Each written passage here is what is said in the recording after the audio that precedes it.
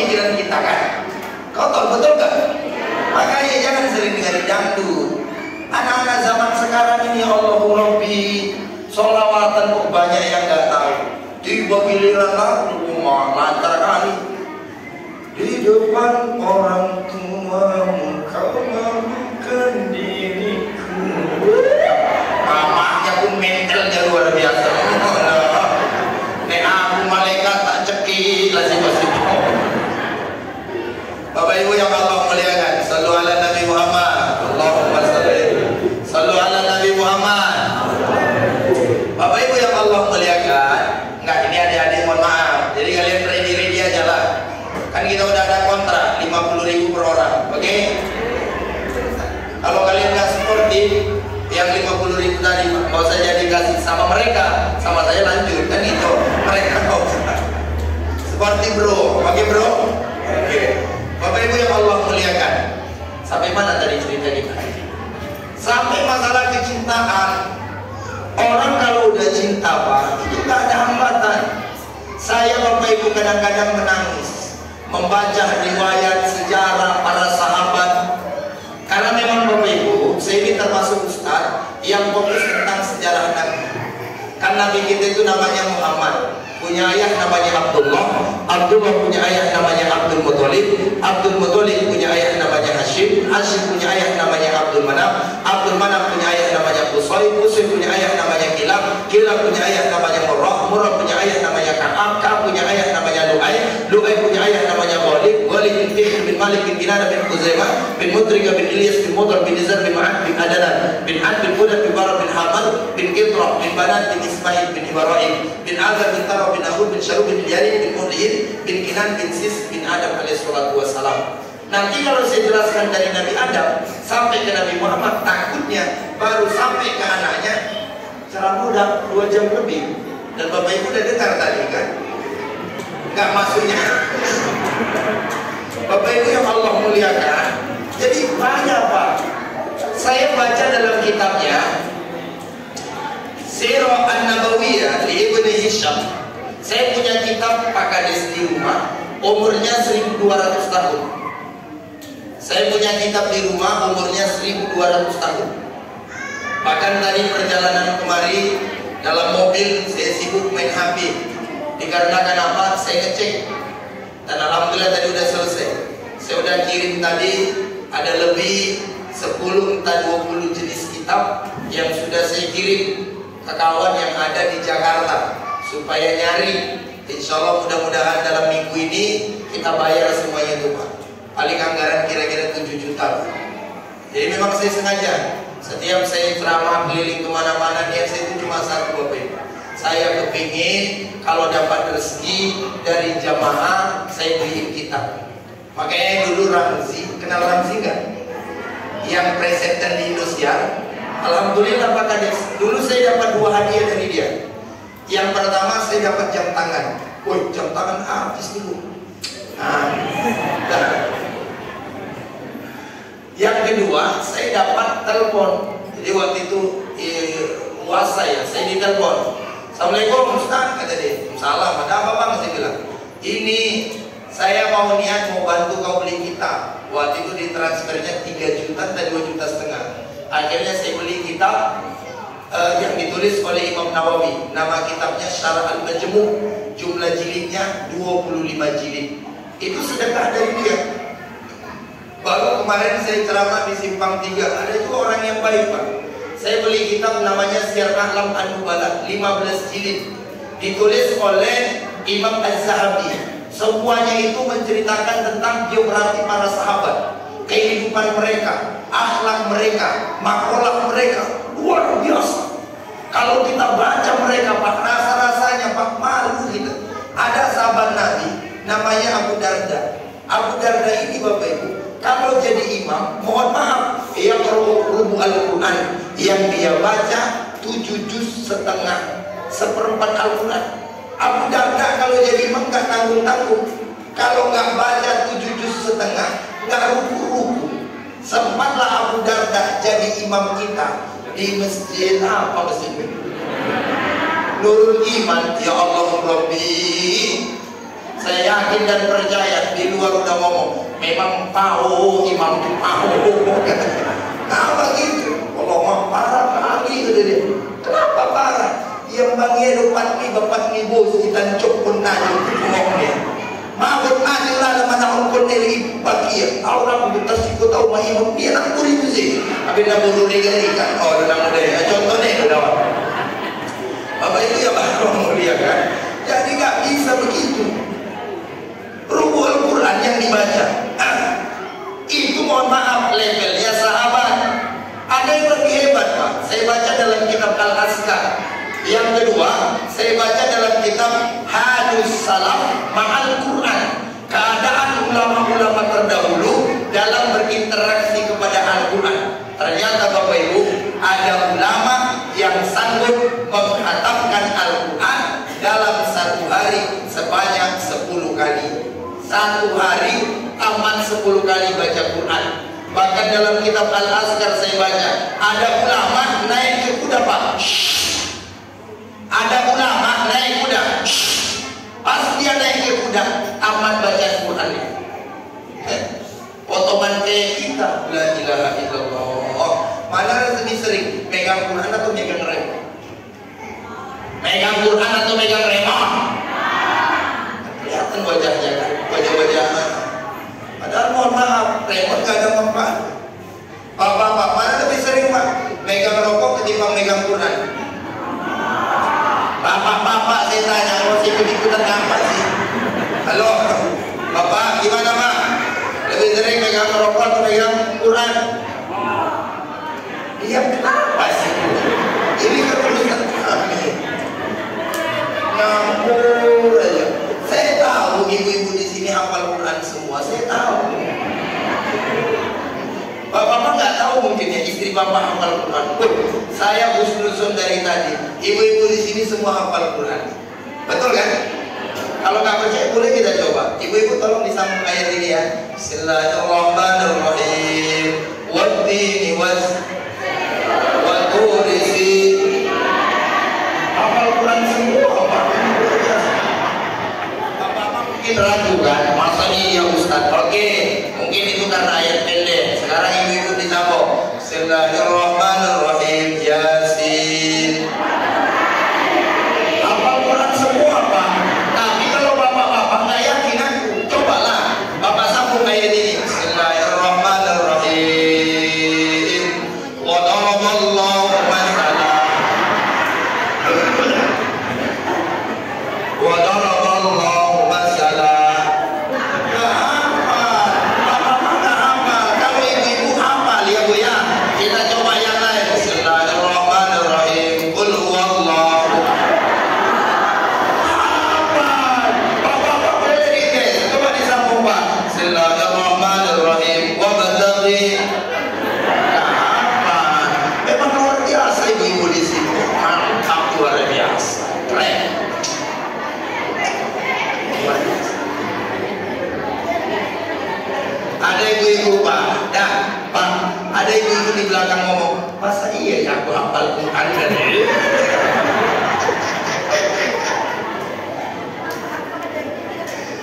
La ilaha illallah.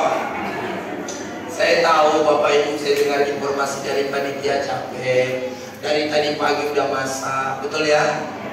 Jadi kalau ceramahnya serius, saya takut ibu-ibu pada stres. Iya serius. Sebenarnya bisa aja saya bikin ceramah serius. Gak pakai ketawa, boleh. Cerita tentang mati. Gak ada ketawanya deh.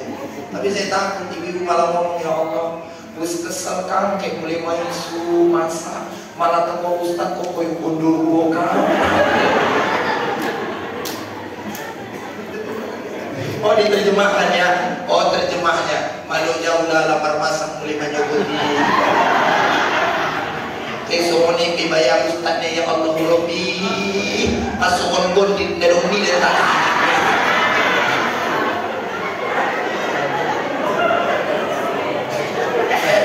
Kalian paham? Paham? Kalian orang apa ya? Orang waju. Kalian orang waju. Kalian paham bahasa Sunda? Orang bola kalian bola. Dia dikira orang kalian gilu sampai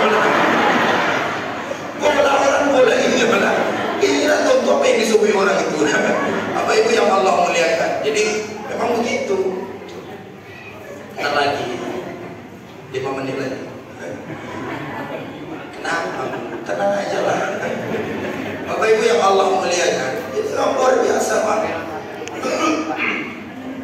Kecintaan para sahabat itu, ya, belum lagi levelnya sahabat, para ulama-ulama kita dulu, ya Allah Rabbi.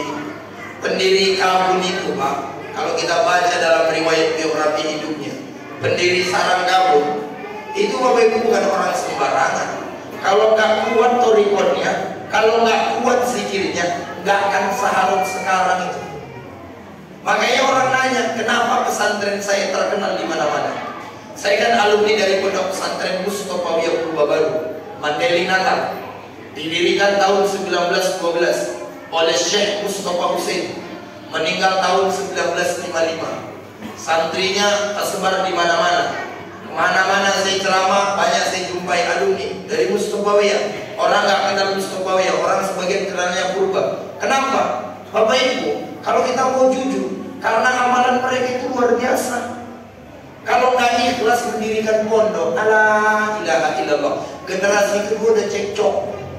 Kalau nggak ikhlas, makanya Sarang Kabun ini tetap bertahan karena ulama yang mendirikan ini dulu ikhlas karena Allah, maka bertahan. Nggak nengok banyak, tapi nengok ikhlasnya. Tengok santri-santrinya, culun-culun, lucu-lucu ya. Iya, ibu jangan sepele sama anak pondok. Kadang-kadang anak pondok, ya Allah, untuk apa nikah sama anak pondok, kemana-mana sarungan. Jangan tengok sarungnya, tengok isinya.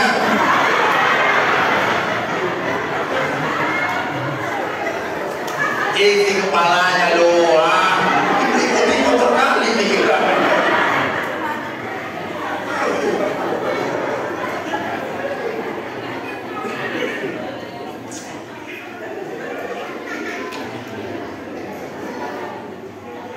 Gimana? Udah aja lah ya. Balik kita yuk. Oh, balik yuk. Belum? Gak apa-apa sih. Yang penting itu aja. Ibu-ibu minta tolonglah. Ibu jangan fokus nengok yang ceramah. Fokus dengarkan ceramah saya aja. Bapak Ibu yang Allah muliakan, itu baru cerita kita ulama-ulama salafnya Pak. Belum lagi cerita kita tentang kecintaan para sahabat kepada Nabi. Saya baru cerita satu Bakar ya.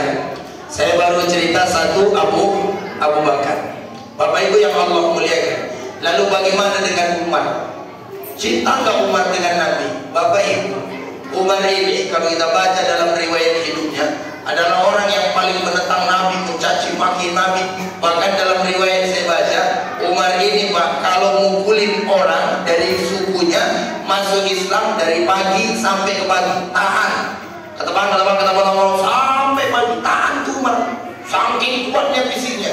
Tapi Bapak Ibu, setelah Islam menyentuh ke dalam hatinya, setelah dia menatap wajah baginda Rasul Muhammad sallallahu alaihi wasallam, lihat dah kalau nggak percaya, dalam catatan sejarah, Hamzah pamannya Nabi masuk Islam 3 hari setelah itu baru Umar masuk Islam. Saya ulang, Hamzah masuk Islam 3 hari kemudian Umar masuk Islam. Dan ketika Umar masuk Islam, Umar kan datang kepada rumahnya Arqam ibnul Arqam bawa pedang. Maka ketika itu Hamzah mengatakan kepada Nabi, ya Rasul, izin. Umar kita lihat bawa pedang datang mau masuk Islam. Umar datang mau bawa pedang. Ya Rasul izin, biar saya kawal dia. Andai kata dia macam-macam, biar nanti saya yang melawannya. Kata Nabi, udah gak apa-apa. Biarkan aja Umar masuk, biarkan dia datang. Nanti kalau datang berhadapan dengan saya, apa yang terjadi? Ketika Nabi keluar dari rumah, Umar datang dengan kemarahannya karena direncanakan mau bunuh Nabi. Datang dia, dia lihat wajahnya Nabi, lalu berhadapan-hadapan dengan Nabi, langsung Pak, lembut. Banyak orang yang bertanya-tanya, kok bisa sih Ustaz orang kalau nengok wajah Nabi langsung lembut? Nah, Bapak Ibu, pernah nggak jumpa di kampung ini orang baik? Pernah? Tahu nggak ciri-ciri orang baik? Contoh, kalau dia kepala desa, ada anak marhaban dikasihnya apa? Itu kan orang baik. Jadi enggak, ini contoh. Kalau nggak ngasih berarti kan nggak baik.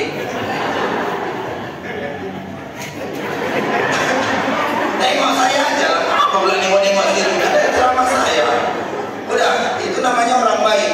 Jadi orang ini Pak, kalau baik Pak, apa ya? Kita ini kayaknya respect, hormat sama dia. Saya pernah lu jumpa Bapak Ibu, ada Pak Haji katanya. Ya Allah, panitia datang ke rumah Pak Haji nih. Assalamualaikum Pak Haji, waalaikumsalam. Ada apa? Kami Pak Haji, panitia dari masjid, rencana mau ngumpul iuran. Kita mau bikin acara Maulid Nabi. Oh, acara Maulid Nabi di mana? Di masjid. Pusatnya siapa? Dari Pekanbaru. Mahal lah itu ya ongkosnya. Iya Pak Haji, karena memang dari Pekanbaru kan nggak mungkin. Namanya Pekanbaru. Apalagi ini katanya dari Indosiar Pak Haji. Nah, ini contoh. Contoh nggak boleh. Kan cuma contoh. Contoh lu. Oh gitu ya kata Pak Haji ini. Udahlah, tunggu aja bentar ya. Pak Haji ini memang dikenal, kebun sawitnya besar, rumahnya besar, mobilnya juga mewah. Masuklah Pak Haji ini ke dalam. Dia tahu ustadz yang diundang dari Pekanbaru, biaya yang dibutuhkan banyak. Masuk Pak Haji, setengah jam panitia kepanasan di luar nunggu. Datang. Dah, udah setengah jam ditengok-tengok. Pak Haji, keluarlah Pak Haji ini. Oh iya, dikasih dia lah Bapak Ibu uang. Ini ikhlas karena Allah Subhanahu wa Ta'ala.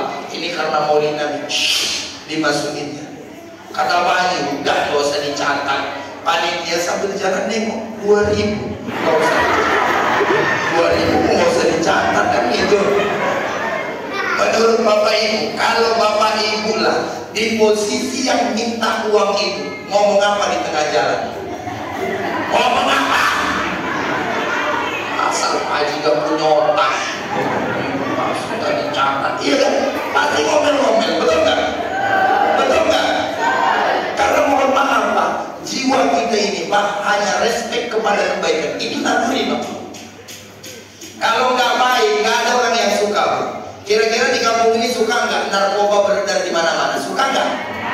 Suka nggak kita di kampung ini ada anak hamil di luar nikah? Suka nggak? Nggak suka. Namanya tak baik, nggak ada yang suka. Ustaz sombong, suka nggak? Suka, makanya saya nggak sombong. Itu aja yang beranggapan kayak gitu kan. Kalau saya sombong Bapak Ibu, ini perlu saya klarifikasi. Kalau saya sombong, pasti saya ceramah di sini, saya baca. Ustaz bisa ceramah ke kampung? Bisa. Berapa amplopnya? Kalau nggak saja nggak, itu saya sombong. Kalau ada usaha itu, saya undang. Tanya sama panitia. Yang nelpon saya itu Ustaz Eri, betul ya Ustaz? Ustaz Eri. Rupanya nyambungin sama beliau. Iya. Ada Ustaz Eri bilang bahwa saya harus minta sekian baru datang kemari. Nggak ada, demi Allah tidak ada. Karena mohon maaf, nggak boleh begitu. Itu namanya Ustaz sombong. Makanya kalau ada Ustaz kayak gitu Pak, main bajat-bajat, nggak usah undang. Mending saya aja, cuma pengertiannya diharapkan kan.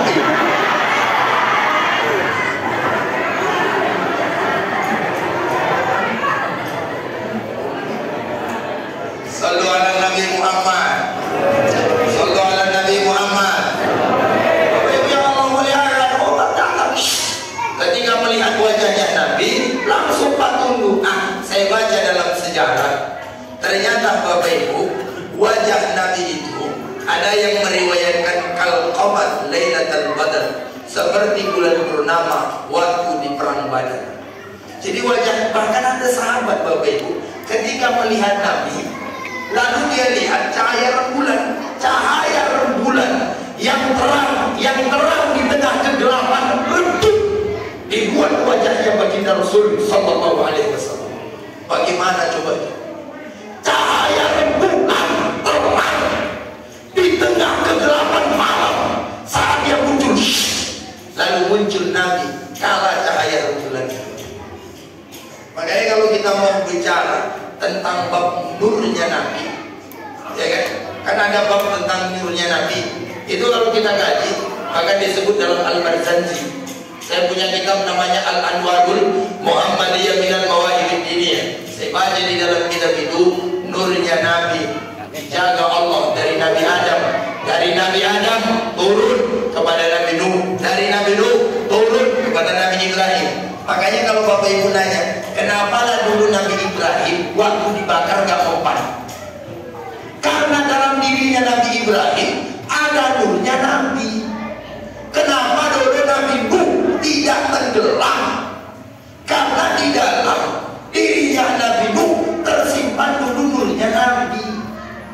Kan wajar besar secara logika Bapak Ibu, semua orang udah meninggal dunia, tapi Nabi Nuh Allah selamatkan. Kenapa bisa? Karena dalam diri Nabi Nuh ada nurnya Nabi. Nabi Ibrahim dibakar gak mempan, dalam diri Nabi Ibrahim ada nurnya Nabi. Bahkan ada orang yang bertanya, kemarin waktu saya ceramah ke mana ya? Saya ingat dulu, waktu saya ceramah ke Sumatera Barat. Waktu saya ceramah ke Sumatera Barat di Ujung Gading, Pasaman Barat, saya ditanya sama ada alumni adik-adik Mustafa, Bang, saya mau tanya Bang, kata dia. Ada apa? Saya bilang, saya heran Bang, kenapa ya? Kata dia di dalam sholawat Ibrahimiyah, dalam sholawat misalnya ketika kita sholat, Allahumma sholli ala Sayyidina Muhammad wa ala ali Sayyidina Muhammad kama shollaita ala Sayyidina Ibrahim. Kenapa nggak dibuat Sayyidina Adam? Kenapa nggak dibuat misalnya Sayyidina Nuh? Kenapa nggak dibuat Sayyidina Isa? Kenapa Nabi Ibrahim? Banyak alasan para ulama. Tapi Bapak Ibu, ada juga ulama yang mengatakan, berargumentasi, kenapa yang disebut adalah Sayyidina Ibrahim? Karena dulu waktu setelah Nabi Ibrahim membangun Ka'bah, maka Nabi Ibrahim berdiri dan berdoa, ya Allah, sampaikan kirim salamku kepada umatnya Nabi Muhammad yang hendak melaksanakan haji kemarin. Bahkan dalam riwayat saya baca, tapi ini rahasia kita aja. Ada saya baca dalam riwayat, Nabi Musa alaihissalam kan pernah dikejar-kejar sama, gak usah nengok aku, tengok yang lain, apa ngerti aku. Nabi Musa kan pernah dikejar-kejar sama Fir'aun. Bapak Ibu, waktu Nabi Musa dikejar sama Fir'aun, Allah wahyukan kepada Nabi Musa, wahai Musa, ukulkan itu, ya kan? Ukulkan itu tongkatmu ke laut merah. Maka Nabi Musa mengumpulkannya. Ada riwayat Bapak Ibu yang mengatakan 10 kali Nabi Musa memukulkan tongkatnya ke laut. Laut itu nggak terbelah. Kapan laut itu terbelah? Saat Allah katakan, wahai Musa, sholawat dulu dengan Muhammad, baru terbelah. Ada orang ngomong kayak gini, Ustaz mengarang-arang. Masa iya kayak gitu? Nah, saya awalnya juga mikir kayak gitu Bapak Ibu.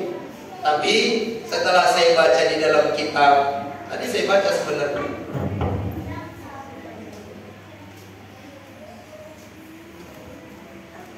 kirain awak ngarang-ngarang ya. Setelah saya baca dalam kitab ini, tebalnya 600 halaman sekian, rupanya jumpa riwayatnya.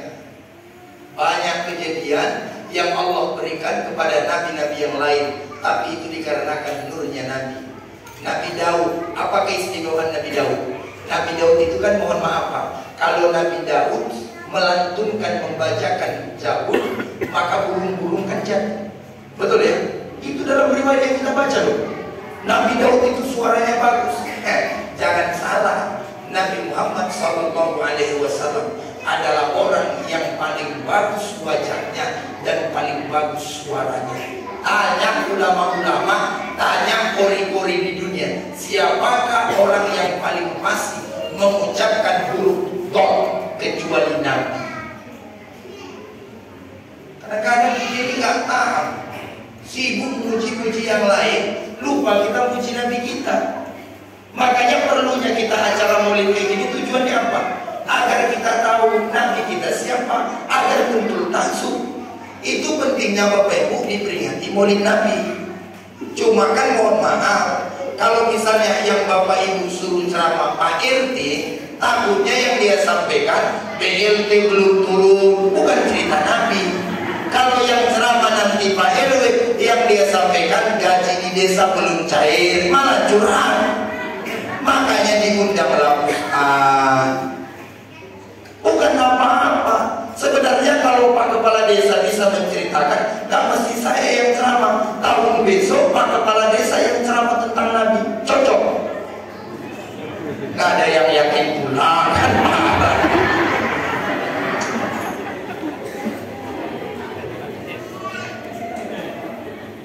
Ya kan? Karena begini Bapak Ibu, kita mau cerita Nabi ini nggak ada bosannya. Karena kalau mau bicara akhlak, ya Allah Rabbi, akhlaknya Nabi apalagi? Akhlak Nabi kan yang kita tahu hanya kepada manusia. Sama binatang, Nabi itu hormatnya luar biasa. Termasuk hadis dalam kitab Bulughul Maram. Adik-adik ini pasti belajar ya di kampung. Yang ditulis oleh Al-Imam Al-Hafiz Ibnu Hajar Al-Asqalani. Lahir tahun 773, meninggal tahun 852 Hijriah. Apa kemudian kata Nabi? Jangan la yabluwanna ahadukum fi ujri. Jangan kalian mohon maaf tipis di lubang. Jumpa lubang mohon maaf di tengah kebun, lagi geres, lagi dodo sawit, jumpa lubang. Lalu kemudian Nabi mengatakan jangan tipis di lubang. Nabi Pak yang mengajarkan jangan tipis di lubang. Di lubang Bapak Ibu nggak boleh tipis. Kenapa nggak boleh? Karena khawatir ada binatang di dalamnya. Kita kadang-kadang di situ banyak semut, di situ kita gas. Kadang-kadang ini semua nih sambil berdiri nengok ini. Nabi luar biasa.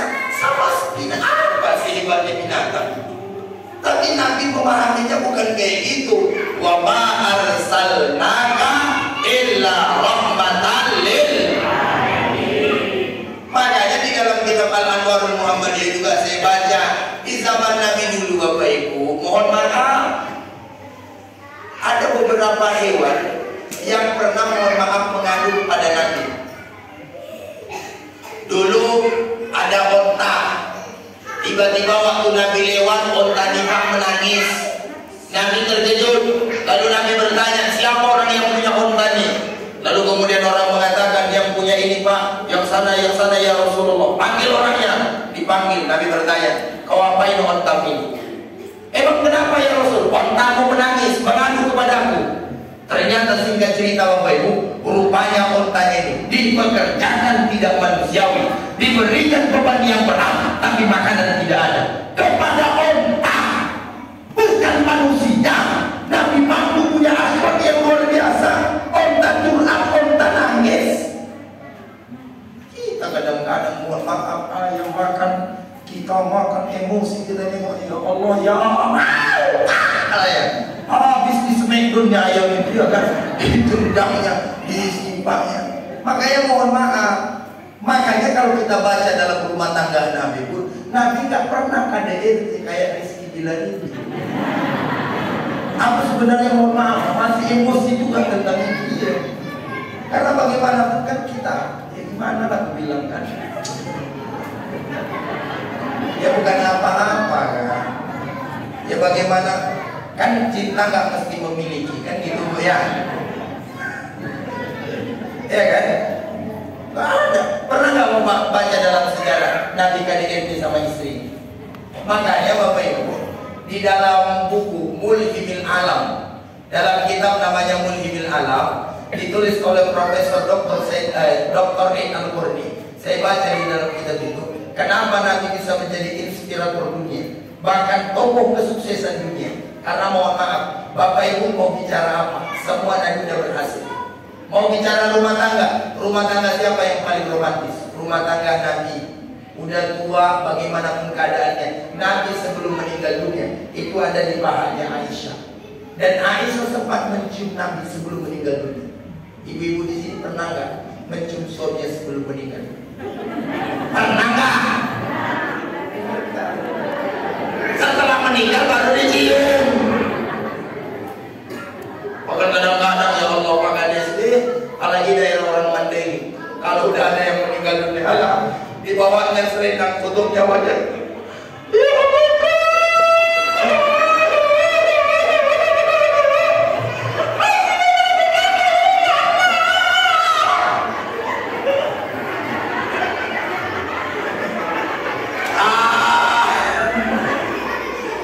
Sekali datang orang ke sana, kenapa?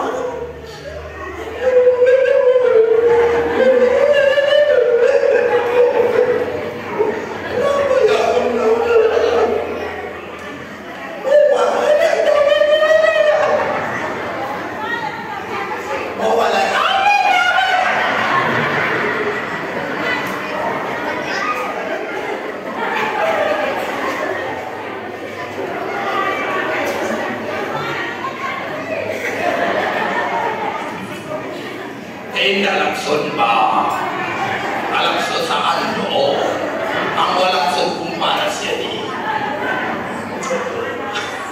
Bapak mau bicara apa kita tentang Nabi Muhammad. Coba mau bicara puasa. Kita kan yang selama ini yang kita puasa Pak kalau bulan Ramadan, betul ya? Kalau nggak 10 Muharram, kalau nggak ya paling mungkin sesekali puasa Senin Kamis, kalau nggak ya mungkin puasa Nazar. Baginda Rasul Sallallahu Alaihi Wasallam terkenal dalam sejarah hidupnya puasa hari Senin dan Kamis, ya kan? Maka Nabi ditanya, kenapa mau puasa Senin dan Kamis? Karena hari Senin dan Kamis saya dilahirkan. Kenapa engkau berpuasa di hari Senin? Karena di hari Senin saya dilahirkan. Zaka yawma wulidtu. Baca dalam kitab Sahih Muslim. Mau bicara apa? Mau bicara penataan hati. Nah, bila Pak orang yang nggak pernah sakit hati. Kalau saya Pak pernah Pak sakit hati saya Pak, jujur. Pernah waktu itu sebelum jadi artis saya Pak, melamar lah saya sama ada cewek kan waktu itu. Nah ini curhat aja nih Pak Kades kan. Kan nggak ada masalah, kan melamar sih bilang bukan pacaran. Halo bro, cuma waktu itu saya udah kuliah, udah mapan. Pokoknya rencana saya mau pengen nikah. Ditolak lamaran saya. Gara-gara apa? Ditengoknya saya nyana orang miskin. Dalam hati itu gak apa-apa sih. Ya gak apa-apa kan? Sekarang Bapak Ibu menyesal perempuan itu nengok saya sekarang. Makanya ini penting saya sampaikan sama ibu-ibu.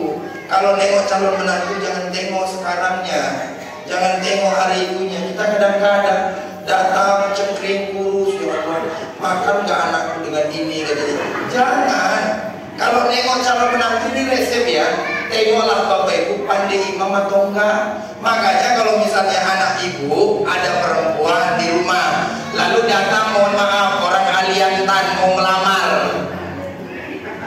Ya orang aliantan mau melamar ke Didi, udah cewek itu orang Didi, laki-laki orang aliantan, suruh datangnya maghrib, suruh datang rumah, nyampe rumah suruh imam, bahkan bila perlu tanya namamu siapa? Imron Pak, baca surah Al-Imron. Oh nggak dapat lagu Pak. Iya, namaku memang Imron. Cuma kalau di kampungku panggilannya Kulkul. Ya udah baca Kul wallahu ahad. Mana? Bapak Ibu yang Allah muliakan, makanya itu. Ini menyelamatkan anak Bapak Ibu. Kasihan tuh. Kadang-kadang mohon maaf lahir batin, usia rumah tangga udah hampir 30 tahun, nggak pernah diimami oleh suaminya. Apa nggak menderita batin istri? Bagaimanapun keadaan hidup ini Bapak Ibu, saya bilang seorang baik. Hidup kita ini Pak berpase-pase, bermasa-masa. Ada masanya kita nakal, ada masanya main judi, ada masanya hura-hura, takkan selamanya. Maka oleh karena itu jangan salah pilih. Setidaknya yang bisa imam lah. Ini tuh adik-adik ada nggak yang belum nikah? Ada ya, ada yang belum nikah ya. Nah, kalau mau cari imam, cari lagi imam setidaknya kayak adik-adik kita inilah. Ini mereka ini Bapak Ibu kalau imam Masya Allah bacaannya bagus, ya kan? Bismillahirrahmanirrahim. Di belakangnya ya Allah Pak, sosibah. Alhamdulillahirabbil alamin.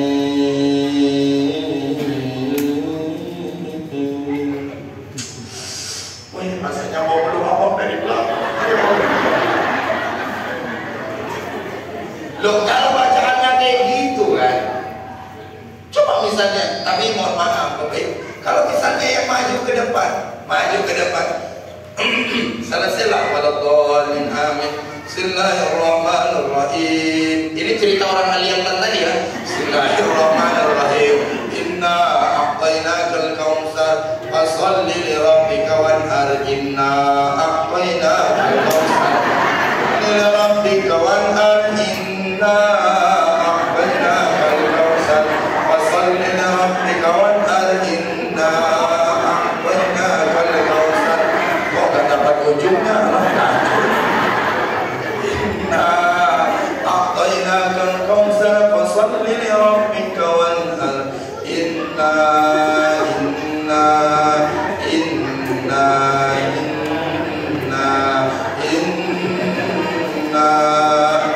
Udah 5 menit kok inna terus. Tuanya di belakang itu gak sabar. Alamak bunga kali. Inna terus dari dia. Akhirnya mertuanya ngajarin dari belakang. Inna lillahi wa inna ilaihi raji'un. Datang pula menantunya orang kalian. Apa kata dia? Sadaqallah.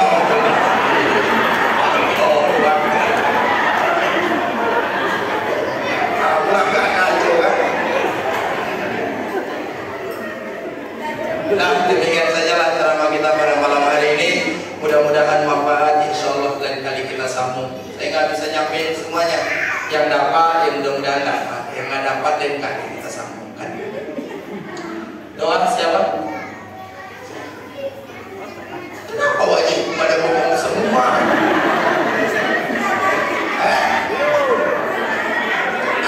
Kenapa? Kurang. Saya tidak bisa memuaskan Bapak Ibu sekalian ya. Iya. Gimana nih Pak Kades? Apanya apa? Oke. Bapak Ibu yang mau. Ya. Karena ini permintaan Pak Kades, berarti jelas sedikit kan gitu.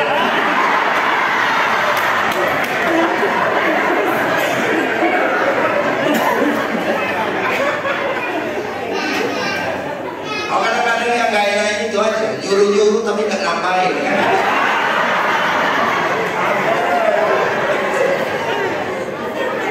Salatullah, salamullah ala Rasulillah. Salatullah, salamullah ala Rasulillah.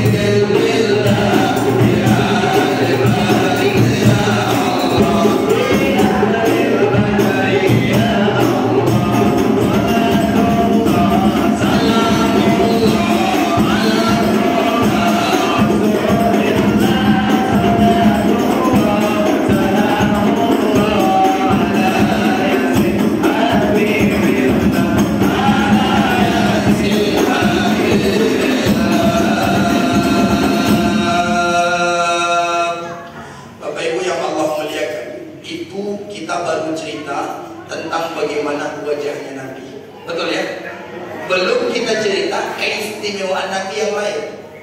Dalam kitab Muruqil Ubudiyah yang ditulis oleh Syekh An-Nawawi Al-Bantani, meninggal tahun 1314 Hijriah. Kalau saya nggak salah, ini kitabnya tebalnya 104 halaman. Bapak Ibu, dikatakan di halaman 5 bahwa Nabi itu pertama layak talib. Nabi tidak pernah mimpi basah. Tapi Nabi mohon maaf nggak pernah bermimpi kepada wanita-wanita di dalam mimpi ini. Kalau kita ini Pak laki-laki bohong kalau nggak pernah mimpi kepada perempuan yang bukan istri kita. Laki laki-laki ini walaupun alim-alim, mohon maaf, pasti pernah mimpi kepada yang bukan istrinya. Kadang-kadang mimpi sama istri tetangga. Dan nggak haram, betul kan? Nggak haram. Sebab kenapa? Rufi al-qalam an salasi, bahwa dosa tidak akan tercatat dari 3 hal. Pertama apa? Anin naim hatta yastiqoz. Contoh dalam mimpi, saya nikah dengan perempuan 20 orang, boleh tidak? Mimpi. Saya mimpi, waktu mimpi ternyata saya punya istri 20 orang, boleh nggak? Boleh nggak? Mimpi, boleh nggak? Dalam mimpi boleh, saat saya terbangun nggak boleh. Jatahnya cuma satu. Dari mana nih? Enak aja satu. Laki-laki yang sukses rata-rata adalah karena dorongan dari istrinya. Betul. Laki-laki yang sukses rata-rata dikarenakan doa istrinya. Bayangkan Pak Kades, satu istri aja udah sukses kita, apalagi Pak?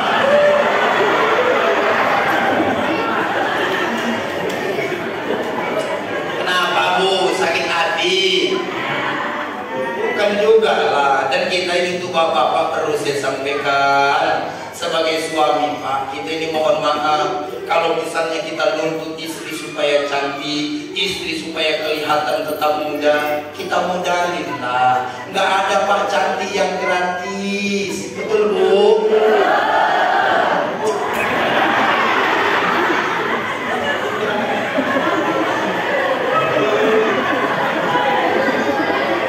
Iya Bu ya kan? Nah gini ya, kita lihat sini saja. Kira-kira Bu mohon maaf, beli MS dulu, skincare gitu ya Bu ya, untuk memperhalus muka, bayar atau gratis itu? Beli lipstick supaya Bu kelihatan, mohon maaf, depan suami bisa. Kira-kira gratis atau bayar? Beli parfum agar Ibu kelihatan tetap cantik dan wangi di samping suami, gratis atau bayar? Ke salon, iya kan? Bayar Pak. Ini kadang-kadang banyak suami yang mengatakan, ya Allah Ustaz, istriku di rumah dandan gak bisa, modalin. Jangan cuma nuntut, modalin. Ya bukan? Senang hati dia. Bapak Ibu yang Allah muliakan, ini kayak gitu aja. Jadi Nabi layak kali nggak pernah mimpi. Kalaupun beliau mimpi, itu adalah wahyu. Karena wahyu itu Allah turunkan, ada lewat jalur mimpi, ada langsung malaikat Jibril yang datang, ada mohon maaf langsung, mohon maaf apa sih namanya? Dulu ada orang paling tampan di kota Makkah, namanya Dihya al-Kalbi, ya kan begitu dalam riwayatnya. Bapak Ibu yang Allah muliakan, itulah kalau Nabi kita. Yang pertama keistimewaan beliau layak tali. Yang kedua keistimewaan Nabi itu banyak, tapi saya sampaikan sebagian aja ya. 3 saya sampaikan. Nanti yang 7 lagi kalau diundang lagi saya sampaikan ya. Nah ini 3 aja saya sampaikan. Kalau diundang lagi nanti saya sampaikan. Insya Allah Bapak Ibu, asalkan saya diundang di sini nggak akan menolak. Yang penting cocok kan gitu. Cocok pasti enggak lu cocok tanggalnya. Apa lagi yang pikirkan? Cocok tanggalnya loh. Nah, yang kedua, Nabi itu wa ma tasya'ab abada. Nabi tidak pernah menguap. Nabi nggak pernah karena dengar ceramah kayak gini lalu enggak. Beda sama kita. Kita baru nengok ustaznya aja. Iya. Nabi tidak pernah menguap. Dikarenakan apa? Kehebatan beliau. Wa ma tasya'ab. Seumur hidup Nabi nggak pernah menguap.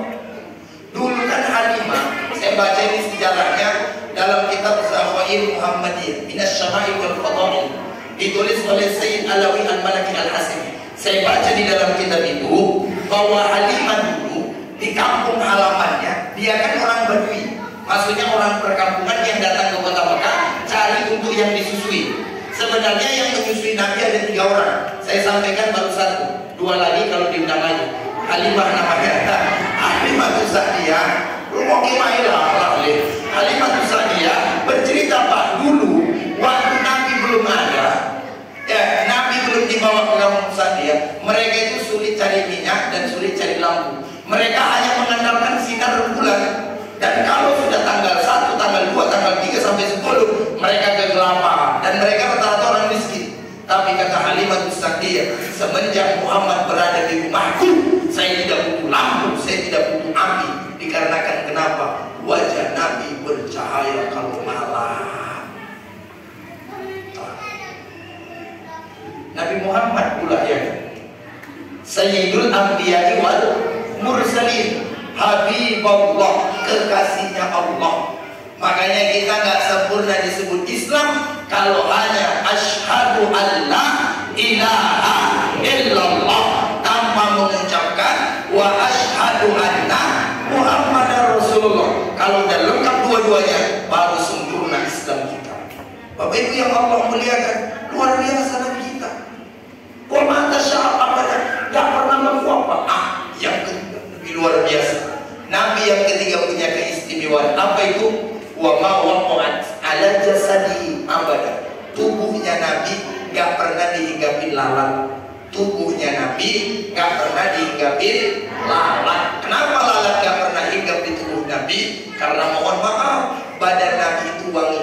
Saya baca dalam riwayatnya, sahabat itu tahu bahwa Nabi baru lewat dari situ 1 minggu gak hilang baunya. Nabi misalnya lewat dari depan masjid ini, seminggu Bapak Ibu gak hilang-hilang harumnya. Beda kan sama kita kan? Kita lewat nih, bau bangkit.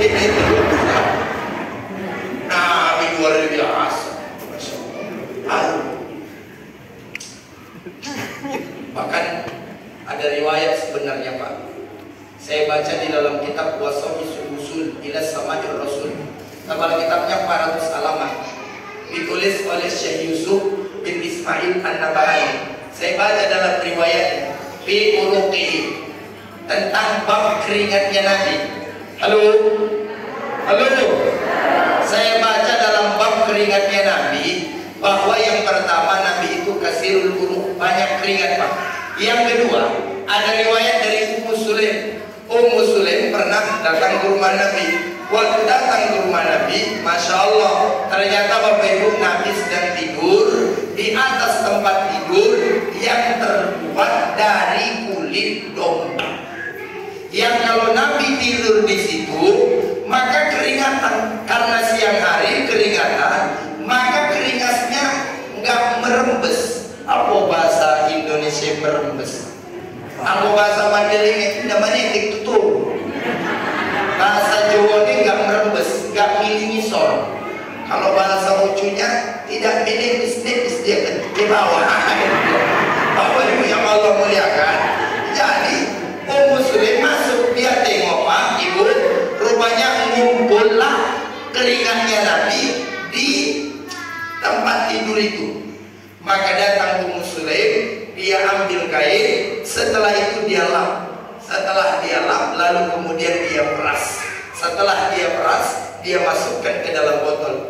Dia cium. Ini pengakuan Ummu Sulaim, gak mungkin bohong. Kata beliau, wa atyabu min miski, lebih harum daripada minyak kasturi. Dan ini bisa ibu amalkan. Besok Bapak balik dari ladang.